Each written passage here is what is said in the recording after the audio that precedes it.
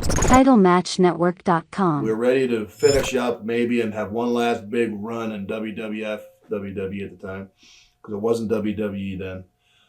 We're in Philadelphia, and of course, great city like this, we've always had great success in Philadelphia at the Civic Center and here. Got a standing ovation, crowd went nuts. They should have did that night is they should have put the belts right on us that night against RVD and Kane. They should have. There was no, I mean, the way the reaction of the crowd was, you know, when I caught RVD with to do that big spin kick and I caught him in the air and powerbombed the one arm and then Hawk caught Kane with the clothesline off the top, it was over. Let's go home. Right. But, you know, Hawk wanted to prove to Vince that he's going to be a good businessman. He says, hey, beat me. And they beat him that night, you know. And that's the kind of guy he was. That's where his attitude was that night. And then the next night, which we couldn't understand why they didn't bring us in right away, because the next night we were in Baltimore. Vince is trying to do promos. He's getting all pissed off, yelling in the background, what the heck is going on? Why is there so much noise? And somebody says, Vince, LOD's in the ring. And he goes, all right, time out. You know, so, I mean, there's a situation of business where the boss let past garbage get in the way of making money because he had passed heat with Hawk from years ago. I was going to ask, yeah. And Vince still held well, he did hold a bad grudge. And we should have made money.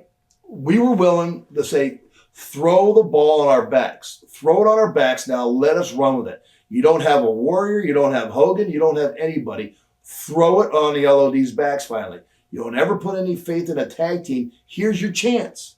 Let's do it. Why do you think that is that Vince doesn't put? You know, I don't know if it's double the pay or whatever. I don't know. In our situation, he really had a problem with my partner. Why? What's them? Well, I mean, he called up during a couple of his drunken or high tirades and threatened to kill his family. And, you know, that guy takes it a little personal, so that you threaten to kill his family. Vince, I'm going to kill you, you're young, you know. Well, I'm going to strangle you young, you know, with their fallopian tubes, you know. But that was just Hawk, and that was the way he was. And everybody knew it wasn't him talking. That was just the time.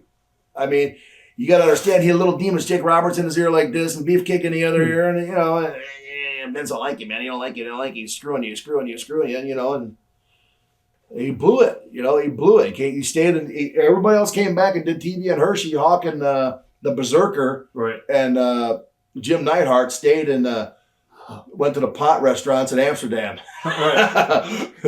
You know, and they never came back. So that's pretty much ended the WWF stint. What were your thoughts on working with Rob and Kane? Easy? Great guys. Yeah. How well received were you by the rest of the locker room that night? I thought phenomenal. I mean, the locker room to me was happy to have us there, man. We were going to, we had, all right, we're going to start selling out some houses. At that time, the houses were not selling out at that time, you know? Right. There were two good markets right there, Philly and Baltimore, which they did great business, but, you know. Well, Hawk, in an interview I think he did after that, he said the match sucked. Did you agree with that? Oh, the match was horrible. Right. Oh, you know, because we could feel it in our bones it wasn't the right way to go. And it wasn't the right way to go. We should have went over. It was, I mean, even Kane and RVD knew that. I mean, we got the louder pop. They were your babyface tag team, and we out-popped them. What does that tell you? Let's do something. Vince is the ultimate shocker. He prides himself on being the ultimate shocker. Let's shock the kayfabe shoots. Right. Let's shock everybody. Let's shock the shoot interviews. Let's shock everybody. And here's your chance. And he didn't take advantage of it. Well, did you guys have any apprehensions about going in just for the one night and doing the job? Or no, because we didn't think it was going to be the one night only deal. You know what I mean? We planned on going in there and doing business. Right. What kind of feedback did you guys receive after the match? Oh, BS feedback. Oh, you look slow. Oh, yeah, I look slow? How come my power slam was 4 feet off the ground? Right. You know, how come I caught Van Dam with one arm and powerbombed him with one arm? Evidently something looked right. The crowd went crazy. You know, I didn't take too much into consideration what any of the guys said behind the scenes, you know. Who'd you guys work the next night? Who was it again? Oh, it was just a dark match, right? Dark match, yeah. We slaughtered a couple guys, and of course, that's going back. That's what the people wanted to see. What everybody kept saying is, oh, you just can't go in there and kill guys. Oh, yeah, well, hello, the Road Warriors can, because that's what people wanted to see. Hawk did some interviews about a book he was putting out. Did you ever get to read any of his? I was a part of that book, and I did about 15 tapes for the book, sent them to the guy, and I don't even know where the guy is with my tapes that I sent him. Wow. He kind of when Hawk died, the guy lost his mind, and then the guy's dad passed away too. The guy had a horrible year. I think he got divorced in the same year too, and the guy just kind of fell off the planet because of Austin something, I believe. So, what's the guy's name? Yeah, I don't know what happened to all the tapes. Aaron Lee.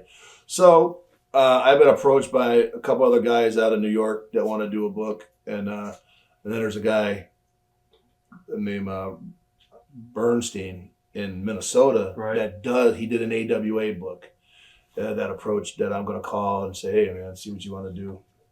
I just had all that valuable information. I thought of stuff that I thought I'd forgotten about it. I put on tape, and then this guy lost all the tapes and left town with them or something.